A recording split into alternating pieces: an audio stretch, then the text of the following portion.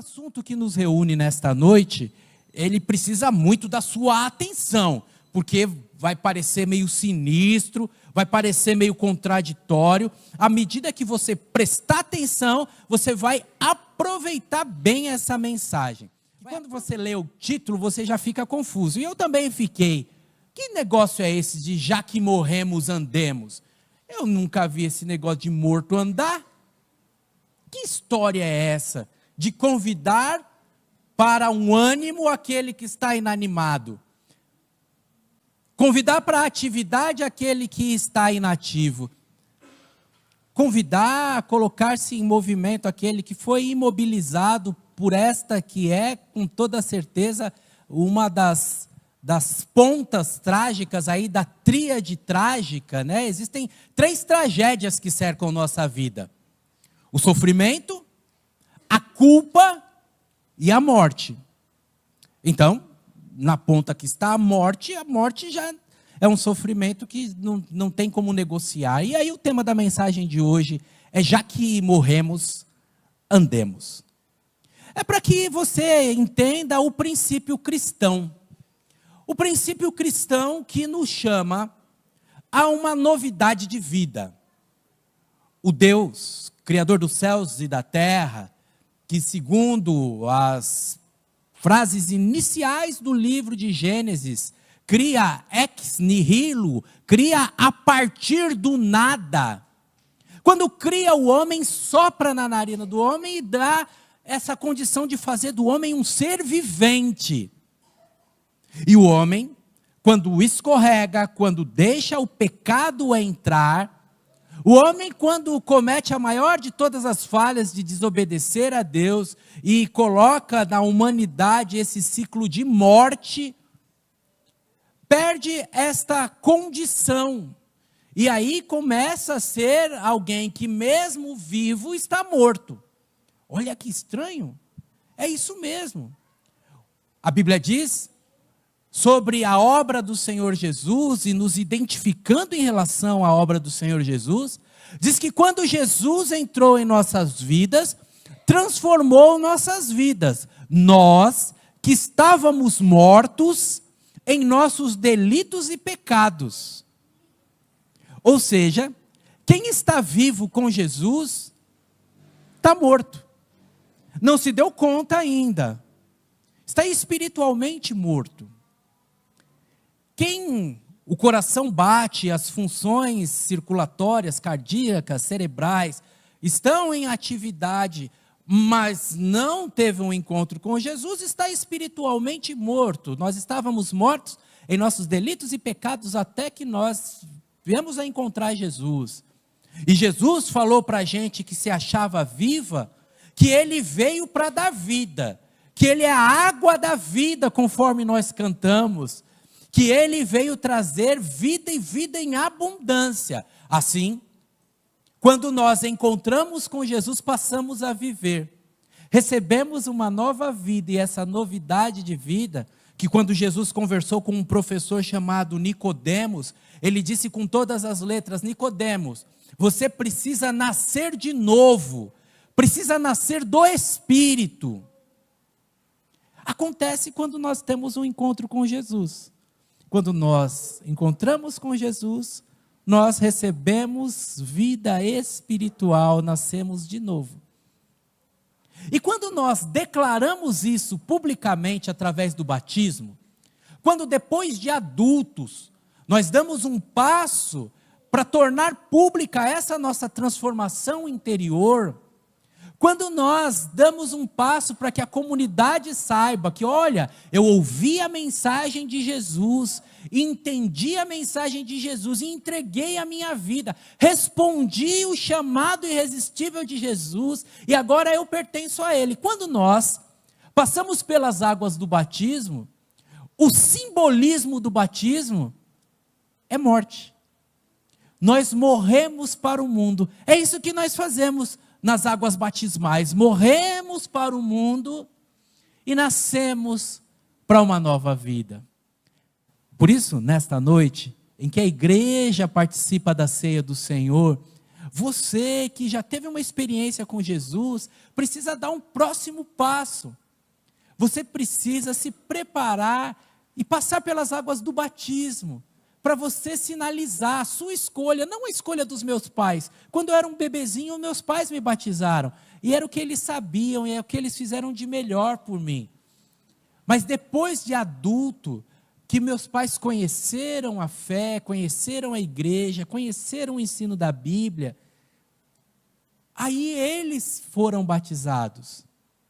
E eu, da mesma maneira, depois de adulto, conhecendo a Jesus, falei, então eu tenho que tornar público. Os meus amigos, meus familiares, todos precisam saber que eu morri para o mundo.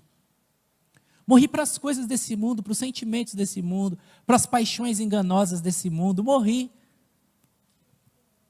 Então, se você aceitou Jesus, fica o convite, que você venha se juntar ao grupo para você dar esse sinal também, que você agora tem uma nova vida, e que você morreu. E aí, por isso que eu falei que você precisa prestar atenção, porque quem está vivo sem Jesus está morto, e quem está com Jesus, morreu, pelo menos morreu para o mundo, morreu para a velha vida, morreu para as outras questões. E já que nós que estamos aqui, em grande maioria, estamos mortos, somos convidados a andar, convidados a esta marcha, mas nada mórbido, nada tipo de zumbi, nada disso. O zumbi é uma crença que veio ali para as Antilhas, veio para a América Central. A colonização espanhola trazia os escravizados, e a palavra de zambi do Congo quer dizer o espírito. E essa questão, então, eles começaram a assustar os colonizadores, falando que aqueles que morreram nas plantações vinham trabalhar à noite, e você sabe, a arte se apropria, o capital se apropria, transforma. Em 1932 fizeram o primeiro filme de zumbi. O capitalismo é cruel, irmãos, ele transforma tudo, ele cata e faz ganhar dinheiro em qualquer coisa, na tradição. Aí eles fizeram um filme chamado Zumbi Branco. E aí nesse filme, então, mostra os mortos-vivos lá andando, e agora está voltando cada vez mais, né? Tem filme, tem seriado, um monte de coisa de zumbi. Mas não é disso que a gente está falando, não tem nada a ver com isso. Nós estamos falando do texto que o apóstolo Paulo traz para os irmãos da Galácia. Abra sua Bíblia, para que você entenda quão viva é a palavra e quão vívido é o convite dessa noite.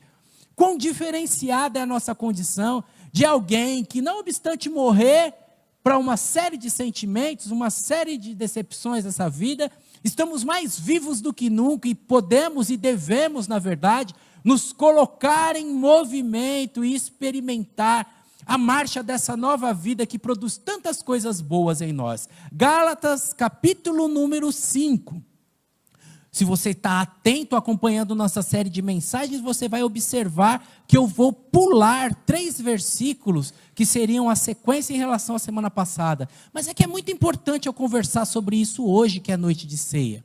O texto que o apóstolo Paulo traz para os irmãos da Galácia, aquela região de igrejas, onde aqueles irmãos estavam brigando um pouco entre eles, estavam um pouco bagunçados. Ele chama a igreja a se unir e conscientiza os irmãos dizendo assim no versículo 24: aqueles que pertencem a Cristo Jesus crucificaram as paixões e os desejos da sua natureza humana, uma vez que nós vivemos pelo Espírito, andemos também em espírito, ou na tradução que está projetada, sigamos a direção do Espírito em todas as áreas da nossa vida.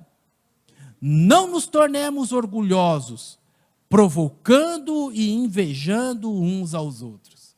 Observe a fala que esse homem traz para uma igreja, onde você lembra, a gente leu lá por volta do versículo 16, ele falou: olha, se vocês continuarem assim, se mordendo uns aos outros, não vai sobrar nenhum.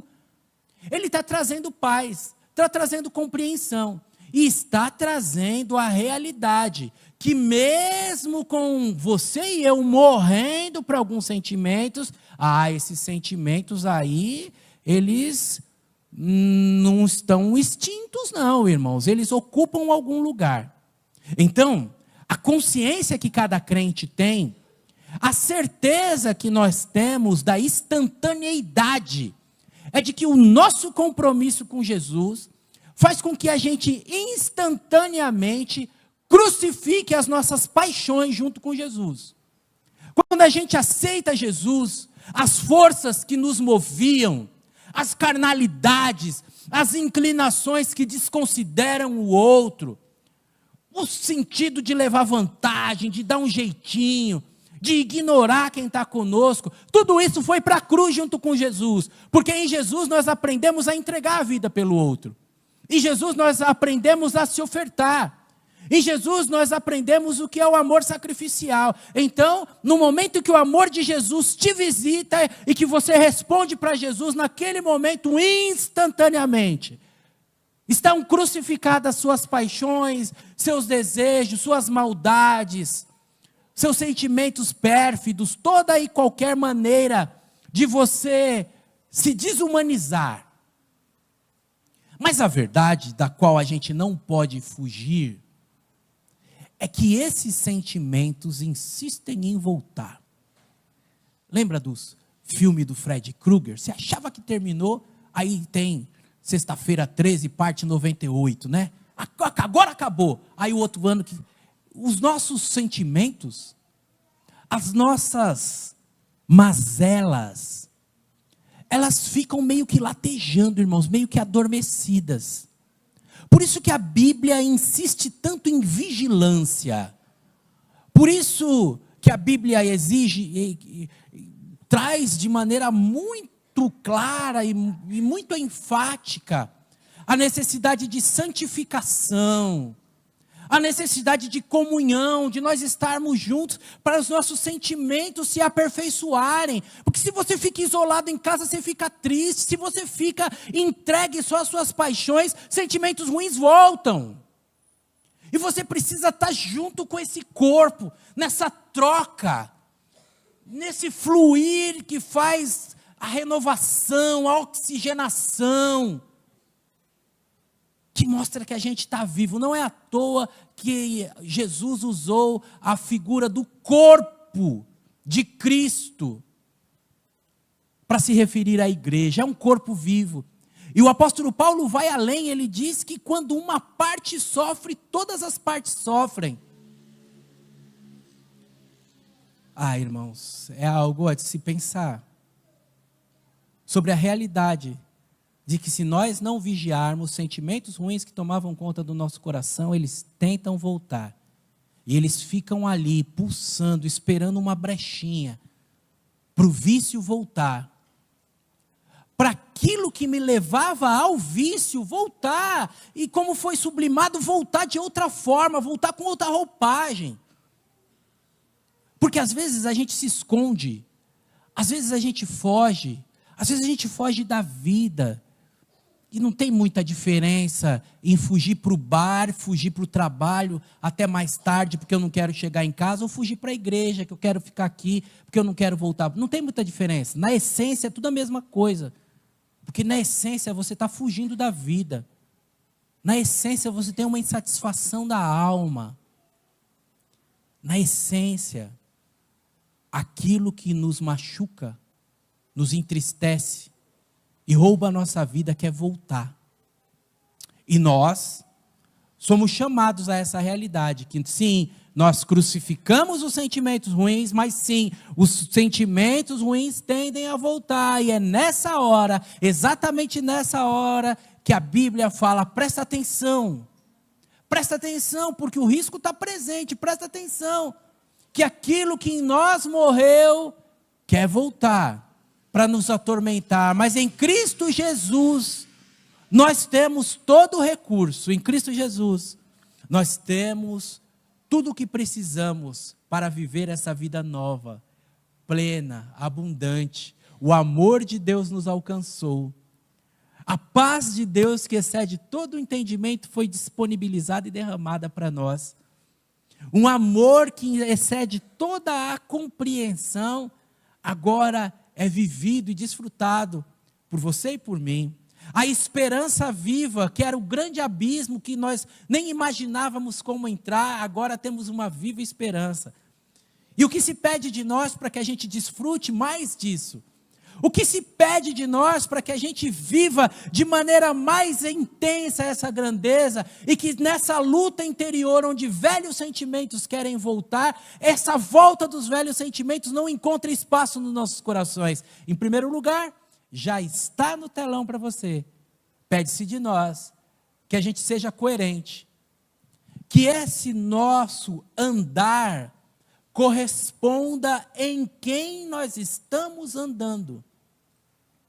Essa coerência é a disposição com a vida, com os nossos passos, nós confirmarmos aquilo que nós cantamos, aquilo que nós lemos, aquilo que nós dizemos para as pessoas, aquilo que nós de alguma maneira tentamos colocar nossos filhos no caminho, e muito mais do que dizer para o filho o caminho que é bom, trata-se de nós trilharmos o caminho para servirmos de exemplo.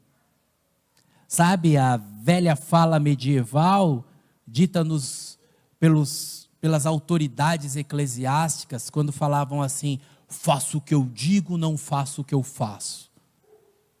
Para nós ela já não cabe, porque nós ouvimos o homem da Bíblia dizendo assim: faço o que eu faço, porque o que eu estou fazendo é o que o meu mestre fez. E se você quiser que eu diga o versículo da maneira que está escrito, o versículo está escrito assim: sedes, pois, meus imitadores, assim como eu sou imitador de Cristo. Nós, irmãos, precisamos andar de maneira coerente. E é tão bonito esse verbo andar no grego, tão legal. Eu gostava de, quando era criança, assistir os desenhos animados. Gostava. Os desenhos atuais eu não entendo muito bem, não acompanho muito bem. Mas os desenhos, e tinha um que era muito legal, de um urso. Aquele urso tinha alguns momentos de pressão na vida daquele urso. E quando aquele urso estava sob pressão, ele ficava assim, ele não sabia para que lado ele ia. O que a minha mãe chama de zanzando que nem barata tonta. Já viu essa expressão? Que nem barata tonta? Então, é justamente sobre ela que o Paulo está falando para nós. Porque quando ele fala em andar, ele não está falando em andar a esmo. Ele está usando um termo no grego usado pelos exércitos, as legiões, os legionários gregos, para aquilo que a gente chama hoje, temos irmãos aqui que passaram pelo serviço militar e se lembrarão da ordem unida. Ele está falando sobre um andar sincronizado, um andar que acerta o passo, acerta a marcha, segue aquele que é uma referência, e ele está falando para a gente fazer isso com o Espírito Santo de Deus, já que nós vivemos em Espírito, já que o Espírito agora trabalha no nosso interior, nos dando esperança, nos enchendo de amor, fortalecendo nossa fé, já que essa minha experiência íntima de entrar no silêncio do meu quarto, dobrar meu joelho diante do Pai que está em secreto, tanta coisa boa está acontecendo em mim, eu tenho tanto recurso para lidar com as situações da vida, já que isso está acontecendo em mim de dentro para fora, agora as minhas ações que vão se manifestar externamente, aquilo que se torna visível, a minha maneira de ser e de viver, que elas sejam coerentes com isso. Que a minha fala esteja alinhada com o Espírito de Deus. Que as minhas canções estejam alinhadas com o Espírito de Deus. Com a minha maneira de ver a vida, esteja alinhada com o Espírito de Deus. Não há lugar para pessimismo, não há lugar para murmuração, não há lugar mais para a gente olhar com distorções, não há lugar mais para malícia, não há lugar mais para segundas intenções. Agora que nós vivemos em Espírito, nós andamos também em Espírito. E assim, com esta coerência, você experimenta a vida. E assim, você que morreu para o mundo, está mais vivo do que nunca diante desse mundo, a ponto de brilhar. Porque essa expressão que a Bíblia diz, que nós, que pertencemos a Cristo, brilhamos como astros no meio de uma geração corrupta. Já que vivemos em espírito, andemos também em espírito. Andemos em nossas casas, falando coisas boas, incentivando os integrantes da nossa casa, nossos filhos, nossos cônjuges. Andemos também em espírito. Andemos falando e cantando canções e compartilhando versículos e dizendo a verdade que toma conta da nossa vida. Que mesmo que as coisas fora estejam péssimas, mesmo que nosso governo seja podre, corrupto, ladrão, mesmo que tudo seja desesperançoso, nós temos uma viva esperança. Que nós não nos contaminaremos, enfrentaremos a vida, desfrutaremos a bênção e finalmente encontraremos o nosso Deus. Ande de forma coerente com aquilo que você crê, ou melhor dizendo, com aquele em quem você crê. Também, sobre esse nosso andar, além de ser coerente, o nosso andar precisa ser crescente. Crescente. Crescente no sentido de agregar valor, crescente não apenas em termos de volume ou de intensidade, mas crescente também em abrangência. Se a gente fosse desenhar, poderia dizer que não só crescente no plano vertical, não só crescendo para cima, mas também crescendo em volta, crescendo para os lados. Ele está dizendo que nós, que agora, diante do sacrifício de Jesus na cruz do Calvário, com o nosso compromisso, nos tornamos templo do Espírito Santo. Essa experiência que começa em uma intimidade espiritual, muitas vezes até num serviço, num culto público como esse, essa experiência que com muita frequência começa no ambiente religioso, ela deve se expandir. E aí ele diz que esse caminho no Espírito deve se refletir em todas as áreas da nossa vida. E aqui eu quero chamar sua atenção para algo que vale muito a pena você pensar. Vale muito a pena você pensar que Deus honra os nossos passos. Vale muito a pena você lembrar que Jesus disse que aquele que testemunhar a Ele diante dos homens, Ele mesmo testemunhará sobre essa pessoa diante do Pai. Vale muito a pena você pensar que nossa vida não é departamentalizada, não tem assim a vida espiritual, vida profissional, vida conjugal, vida estudantil. Eu lembro, um amigo foi visitar um irmão da igreja que tinha algumas situações, algumas pendências no negócio, e aquele irmão da igreja foi bastante rude com ele, bastante indelicado, e falou: pastor, Deus não tem nada a ver com os meus negócios. É uma fala bem infeliz. É uma fala que pode, inclusive, trazer consigo um peso a se pagar, porque não existe área em nossa vida que Jesus Cristo não seja o Senhor. Não existe nada, irmãos, que nós possamos dizer assim: isso aqui eu cuido, isso aqui eu não preciso de Deus, Deus não tem nada a ver com isso. Deus tem a ver com todas as áreas da nossa vida.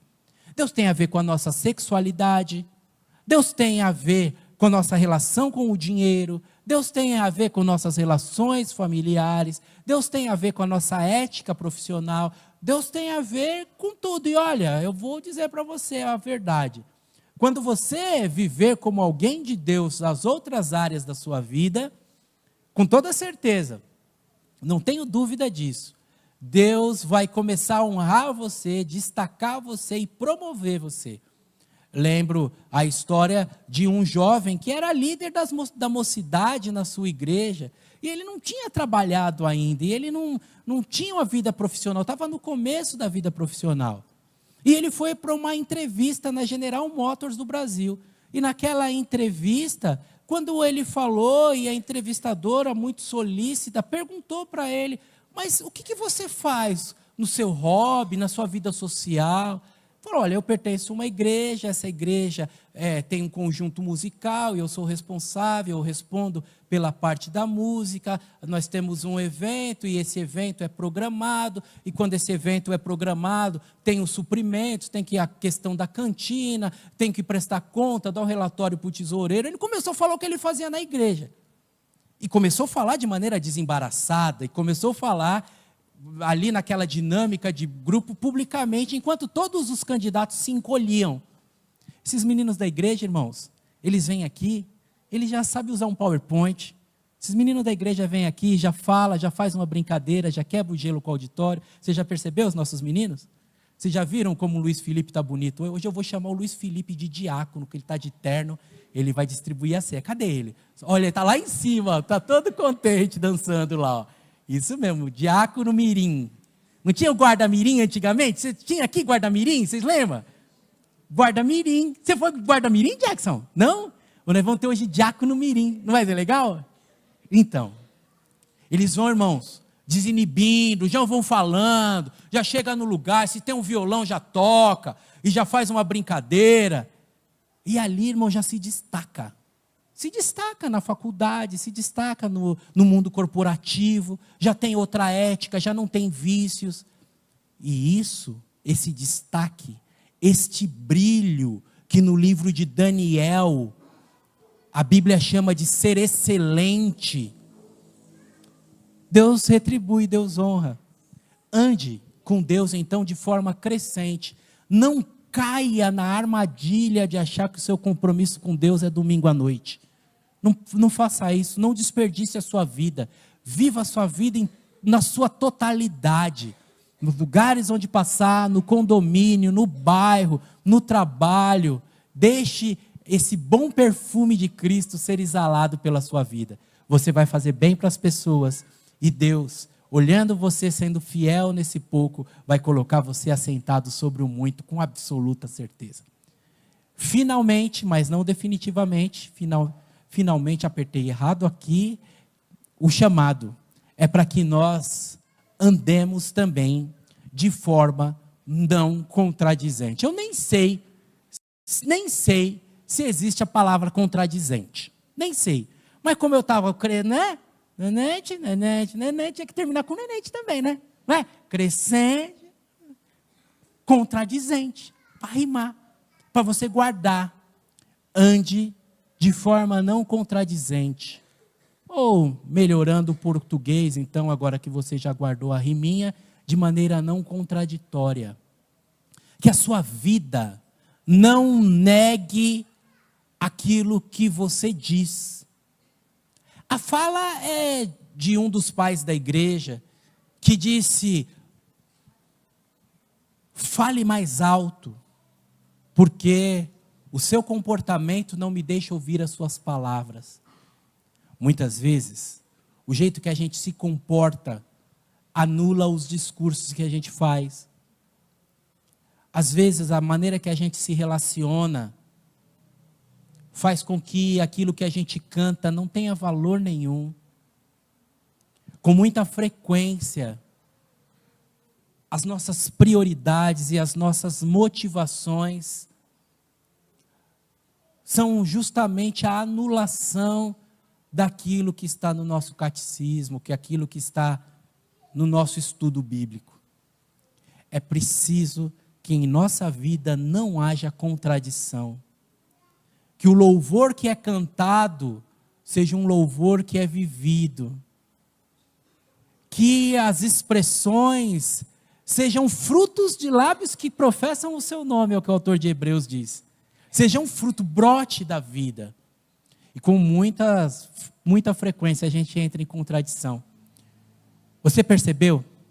Nós vimos nos versículos acima, bem antes, você lembra que a gente falou, as obras da carne são inveja, ira, orgulho, maledicências de toda natureza. Ele diz aquilo que brota de gente carnal.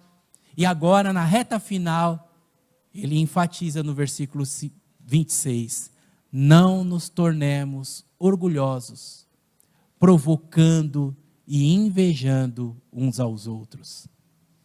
Sabem, irmãos, às vezes, entre nós mesmos, pela falta de vigilância, a gente faz alguma coisa que é para provocar o irmão, que é, de alguma maneira, produto de um sentimento ruim no nosso coração.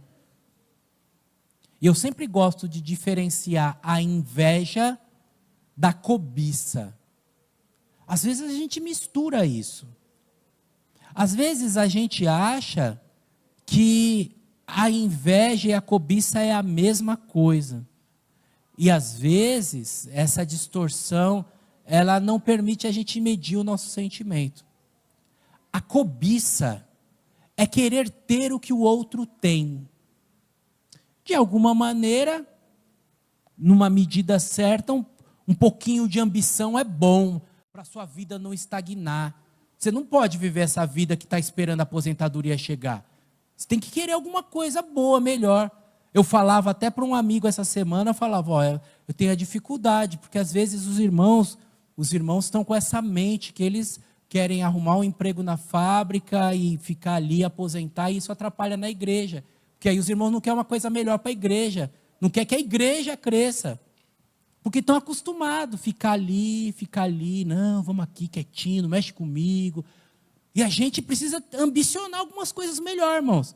Não pode ser natural para nós ter irmãos sentados perto da rua, lá fora do templo. Temos que ambicionar um templo maior, temos que ambicionar algumas coisas grandes. Se a gente tiver um espírito muito estagnado, é ruim. A cobiça é o extremo desse desejo. Quando você já fica com o olho gordo, sabe? Quer ter, fica insaciável. Isso é ruim. Todo extremo é ruim. Mas a inveja não é querer ter o que o outro tem. A inveja é não querer que o outro tenha. Olha que sentimento horrível, irmãos. A gente não percebe, mas todas as vezes que a gente fala assim, nossa, não sei como é que ele tem aquilo lá, o que está por trás dessa frase é inveja. E a inveja é um sentimento horrível, ele brota diretamente do inferno. Porque se o outro tem, se Deus deu para o outro, glória a Deus, que ele use com saúde, que ele desfrute, que a família dele saiba valorizar. A inveja é um sentimento muito ruim, irmãos, muito ruim. E o Paulo está chamando a atenção disso, que a gente não pode andar de maneira orgulhosa. Isso anula a nossa fé. Isso está mostrando que o Espírito não está nos guiando quando a gente se sente melhor do que os outros. A gente não pode andar com leve trás, fazendo picuinha. Uma pessoa que não é da igreja, foi engraçado isso, irmãos. Uma pessoa que não é da igreja me ligou para falar mal de uma pessoa da igreja. Olha que negócio inteiro. Nunca tinha vivido isso na minha vida. Agora vai ficar todo mundo com medo, né? Será que vai ficar que nem Judas na noite da ceia? Porventura de mim, pastor? Mas olha, pastor Manete, eu nunca tinha vivido isso na minha vida. A pessoa ligou e falou, tal, não vou dar a pista do que a pessoa falou que senão vocês vão ficar investigando. Eu falei, olha, eu quero agradecer muito a sua ligação. Mas assim, eu acho que você está fazendo uma leitura distorcida, então seria melhor você cuidar da sua vida. Uma boa fala pastoral, não é, irmãos? Falei com amor, com carinho. Olha, como você não tem a visão completa, a gente só consegue ter a visão completa da nossa vida. Então faz assim, cuida da sua vida, que da sua você tem a visão completa. Do outro você está vendo um lado e está vindo me falar, não é bom isso. Como a pessoa não era da igreja, né, irmãos? Agora imagina uma pessoa da igreja provocando, criando contenda, levando e trazendo. Não, é contradição. Anula o que você canta, anula o que eu prego, anula o que a gente lê, anula o que a gente ensina. Não adianta colocar, irmãos, versículo no grupo de WhatsApp da família, se você coloca um integrante da família, uma cunhada contra a sogra, não adianta, não funciona. Guarda a minha palavra. Se você quiser fazer, você faz. mas você não vai dizer que o seu pastor não ensinou, porque eu estou ensinando. A nossa vida precisa confirmar nossa fé. Nossas palavras, nossos sonhos, nossos relacionamentos, o nosso convívio. Aí, nós que estamos mortos, estamos num movimento bonito, vivo, transformador, que alegra o coração de Deus. O tema da mensagem de hoje, você já guardou. O tema da mensagem de hoje é um convite. Já que nós morremos, andemos. Agora eu posso dizer para você de maneira mais completa, né? Já que nós morremos para o mundo, andemos em espírito. É a melhor decisão que você faz. Vai jogar para fora todo sentimento ruim, vai trazer para você coisas boas, vai deixar Deus feliz com a sua vida. Você vai ter uma vida que alegra o coração de Deus e que colhe muitos frutos. Andemos em novidade de vida, guiados pelo Espírito Santo do Senhor, numa jornada coerente, crescente e nunca contradizente. Vamos dizer as 3 palavras? Numa jornada